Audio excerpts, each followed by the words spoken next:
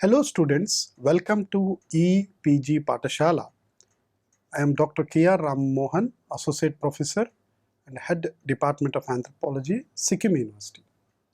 Today we are going to discuss a module on thinkers on Indian civilization, Rabindranath Tagore. This module comes under the paper Indian Anthropology. Before we go this module, let us understand the learning objectives. We need to understand the early life of Tagore, Tagore's literary contributions, the relationship between Tagore and Gandhi, their views, and Tagore's views on civilization. To know a little bit of Tagore's early life and his brought up, Rabindranath Tagore was born on 7th May 1869. He is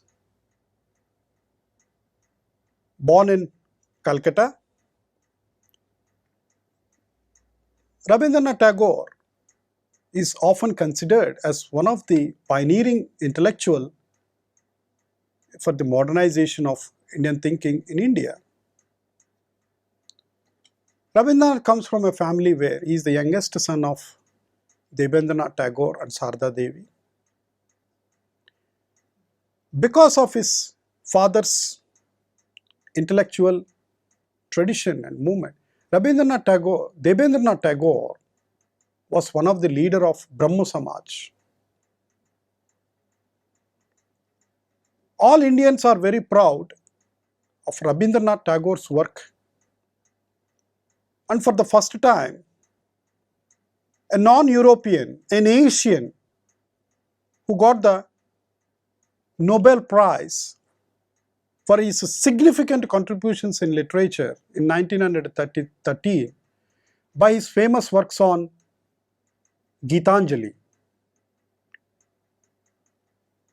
Tagore was the first Indian to show the world that through literature we can inspire many people, and for that he earned, and he rightly deserves, a Nobel Prize in literature. He was influenced by many of the guiding principles and the social reform aspects from Brahmo Samaj.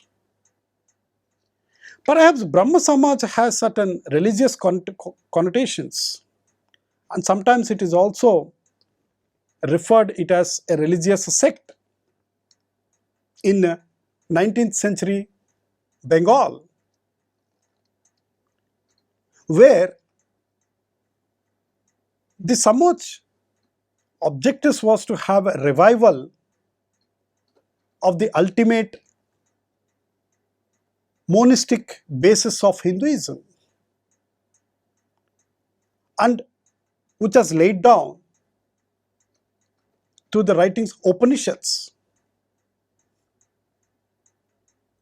Tagore was much influenced right from his childhood, where he got the best education at home. And he has also been exposed to the Western modes of education. In his early years, he was sent to England to receive the Western mode of education. So this gave a platform for Rabindranath Tagore to receive both Indian way of education and the Western way of education.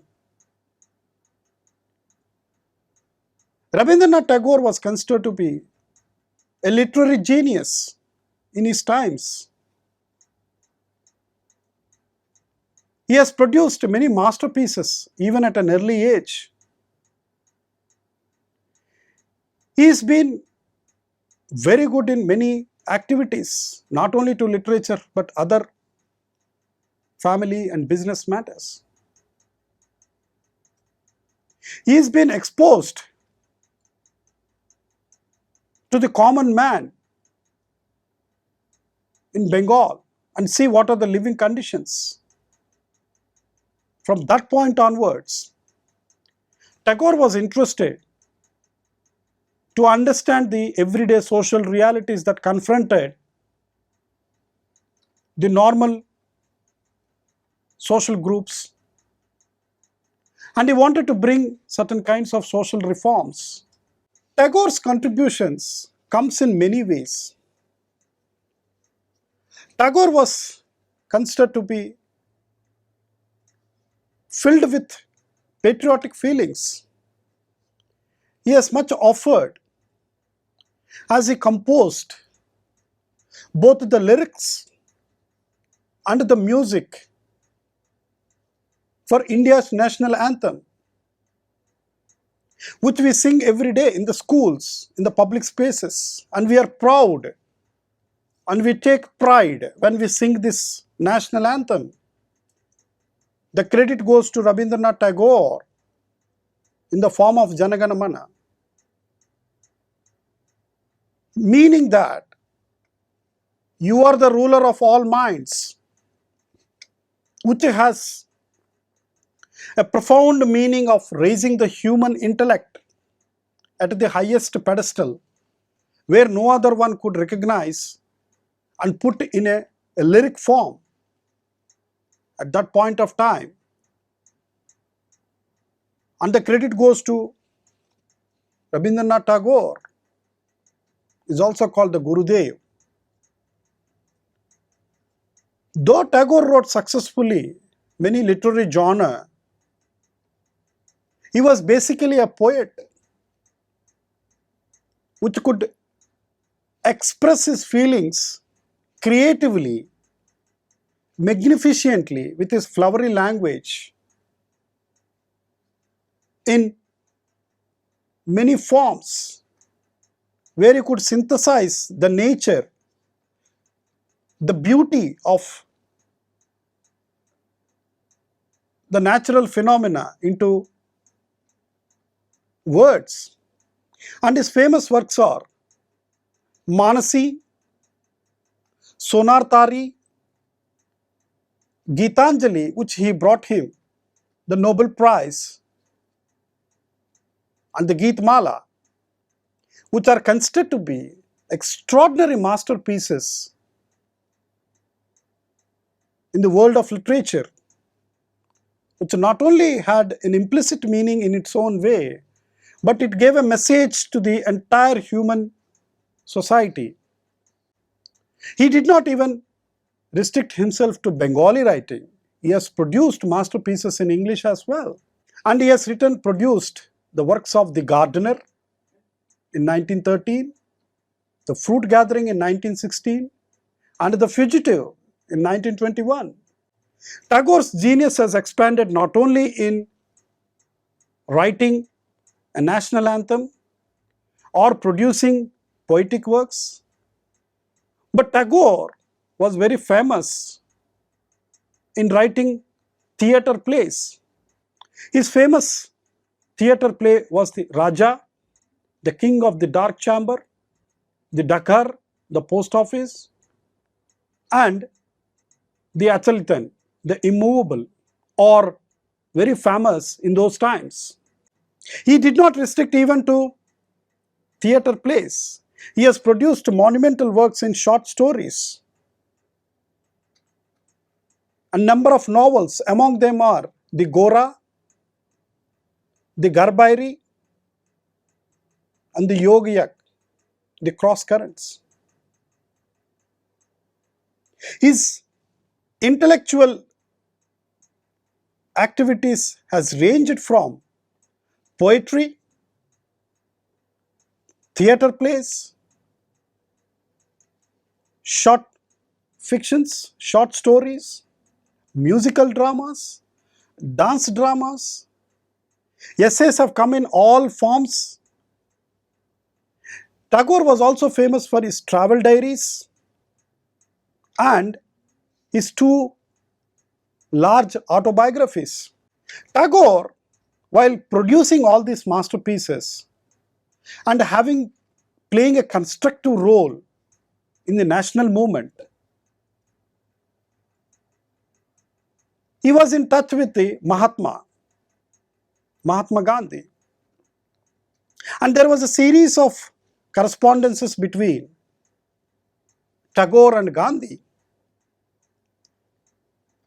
In that particular time, Tagore wrote a famous letter to Mahatma at the inception of non-cooperation movement, where Gandhi has called all the masses to not cooperate with the British. Let them teach a lesson that we are not interested in your governance. Please give us the country back. And Tagore has expressed his own ideas how to make this non-cooperation movement much more vibrant and much more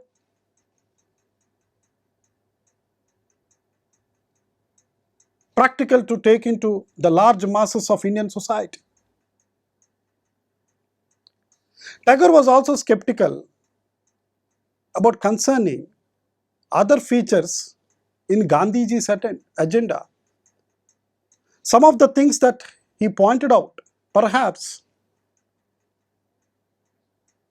Gandhiji might have gone little beyond, and this is where it is not practical. So he expressed his own ideas towards Gandhi's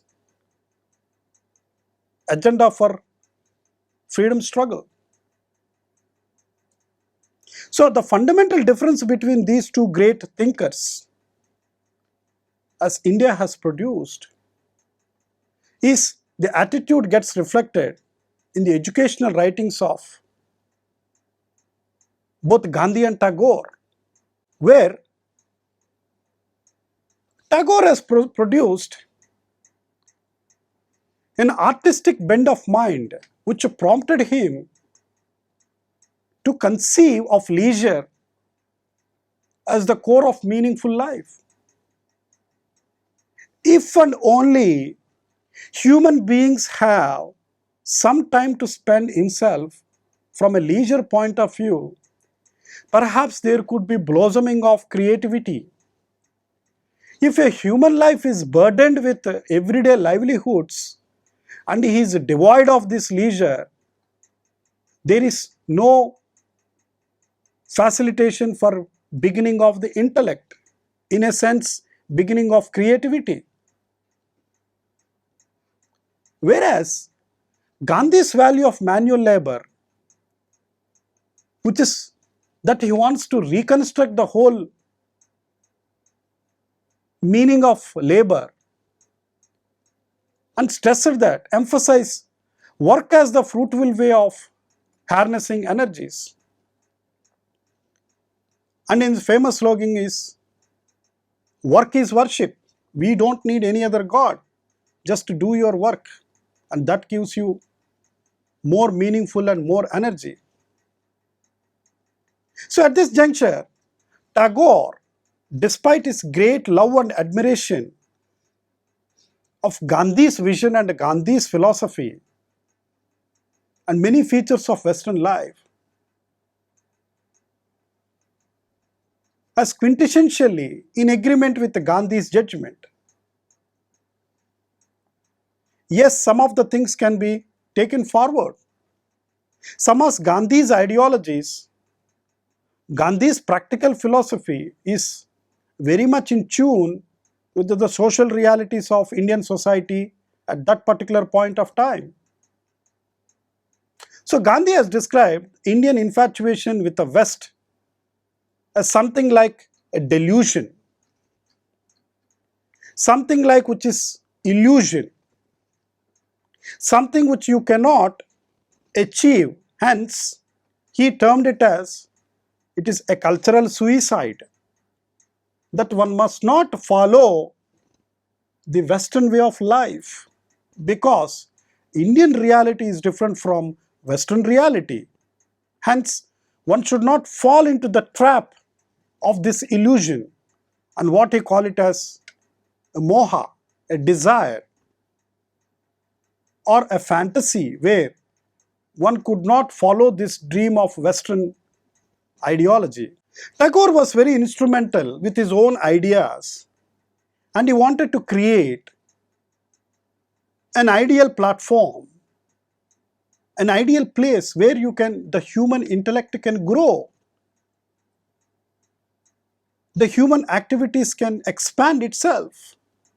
And he created this place called Shantiniketan, where the abode of peace. And Tagore's father, Rabindranath Tagore, found it very peaceful, and it renamed it as Niketan, means a place, and Shanti means peace. Here, Tagore wanted to start his own way of education, this Patha Bhavan, where one can develop one's intellect and ideals. Shantiniketan is not only a place of abode of peace, where so many cultural activities takes place, which showcase the diversity of human performances in more artistic ways. It shows the diversity of human capabilities to various presentations. As we all know, Tagore is also called Gurudev. It's called as fondly. He spends most of the time in the Shantiniketan, and he calls this as a festival of Basanta Utsav. Now, Tagore, being creative of many literary genre, he has his own views on civilization, and opined that this Western civilization should not be followed. If everything is for the good in its own place, but even what is good becomes dangerous, he is rubbish in an appropriate setting. So Tagore want to give more importance to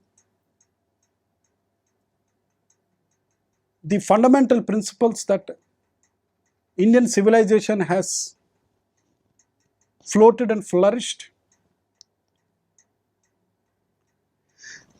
Tagore did not encourage warfare. Tagore wanted Indian freedom through a peaceful manner, because a warfare costs great deal of money and energy and human loss. He did not encourage the monetary aspects in all forms of activities. So in his view, the excess of effort in every sphere of life had created patterns of elaboration and ever increasing excitement, which relegated human beings to a position of insignificance. So, taking his statements on Western civilization, Rabindranath Tagore frequently invoked the concept of relativism, which was a commonplace in the cultural discourses of 19th century Bengal. He did not vehemently create the Western civilization as something bad and Indian civilization is something good. He said that Western civilization has its own unique features which are good in its own place, which are relevant in its own society, which are relevant in its own historical currents. Indian civilization has also much to offer, and it is good in its own place. It has produced the intellectual gem for its own cultural upbringing. So he took a relativist standpoint and could see the best in these two civilizations.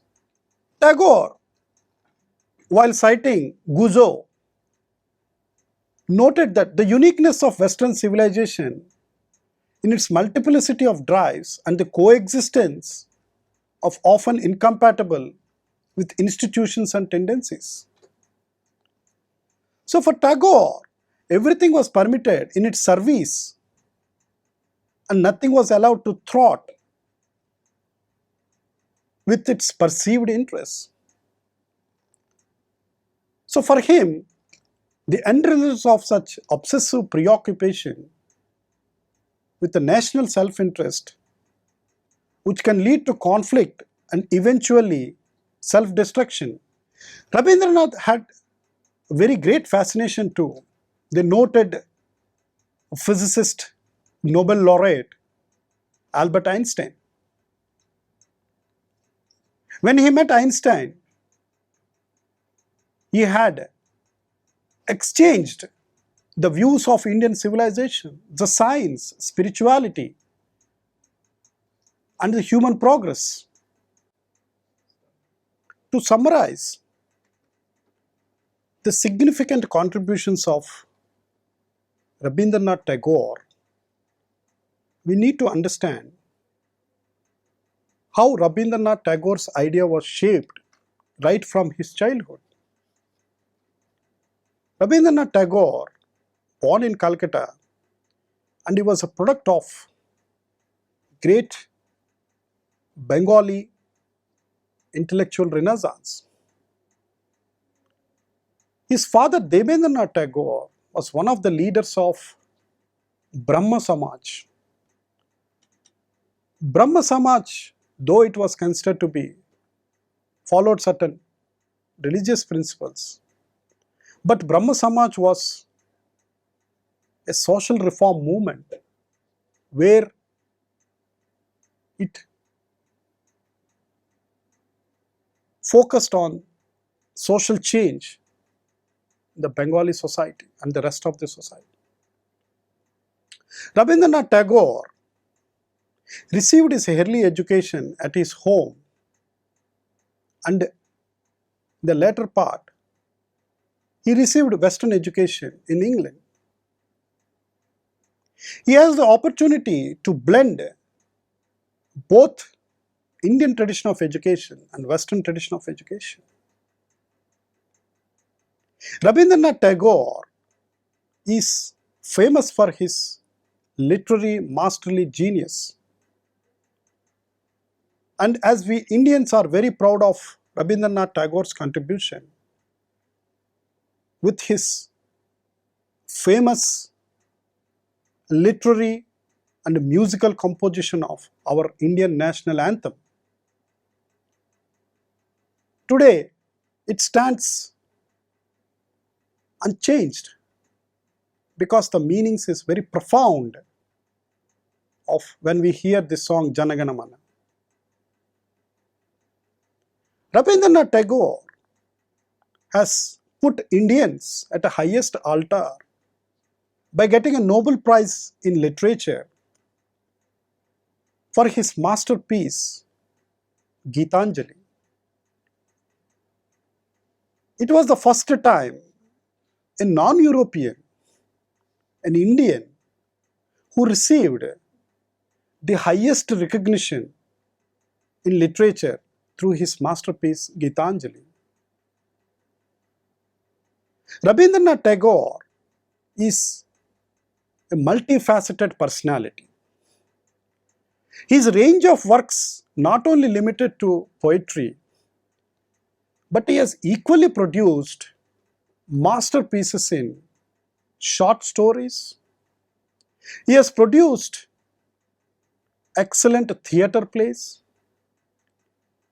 He has produced masterpieces in drama,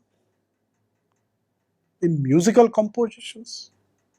And today, India, we have this musical compositions, what we call Rabindra Sangeet, which stands unique for its own musical, rhetorical, musical composition. Having his ideological trainings from his father and the ground realities that are prevailing in Bengal society, he wanted to propose his ideas towards social transformation. He floated his own concept of education,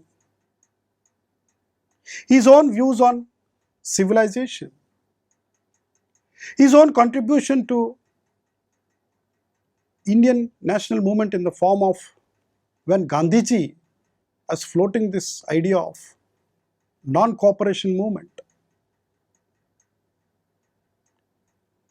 Tagore has clearly expressed his views to Mahatma Gandhi, the way he wants to see India.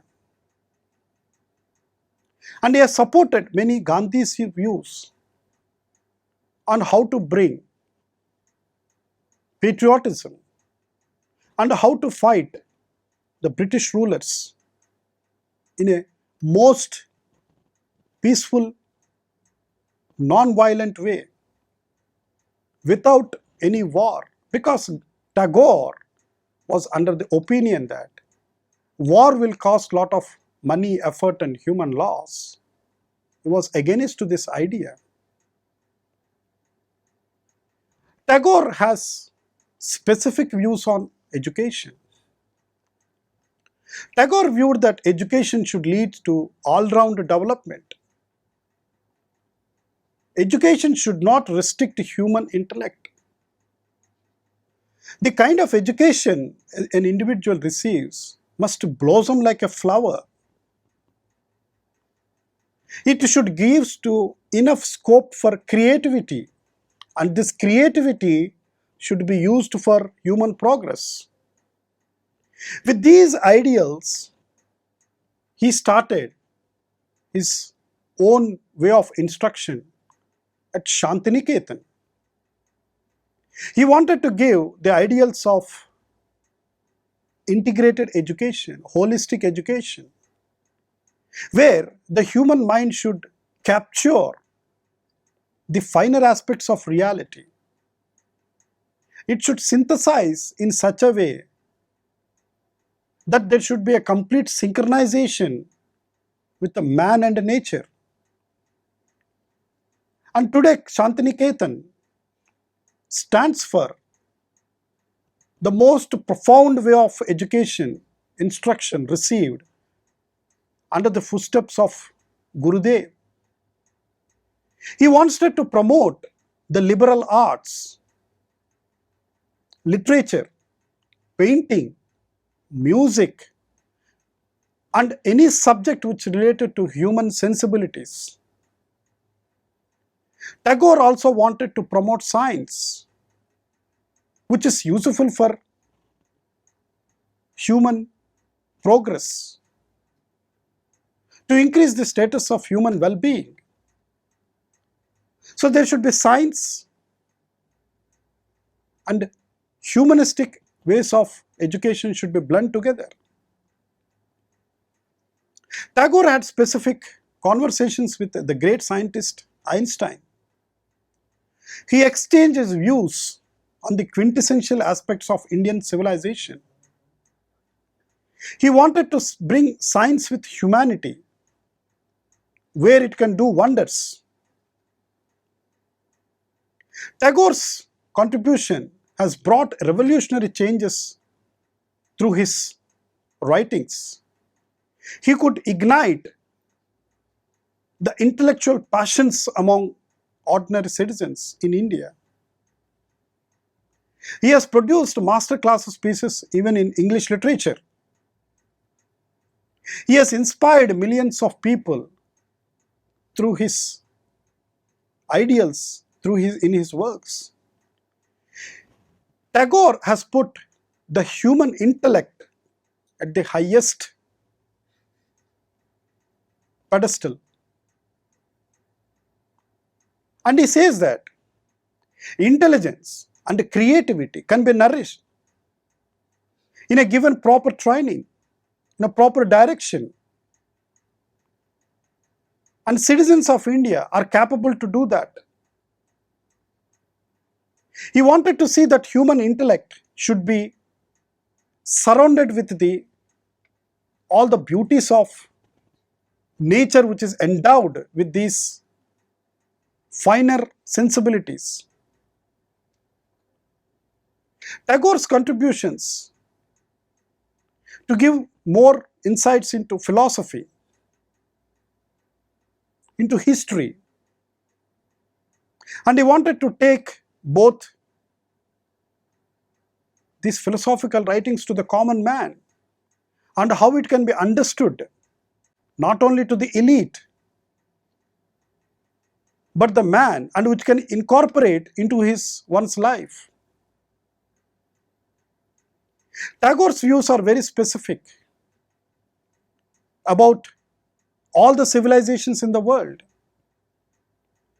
Tagore produced this, that civilizations must be understood from a culturally relativistic point of view.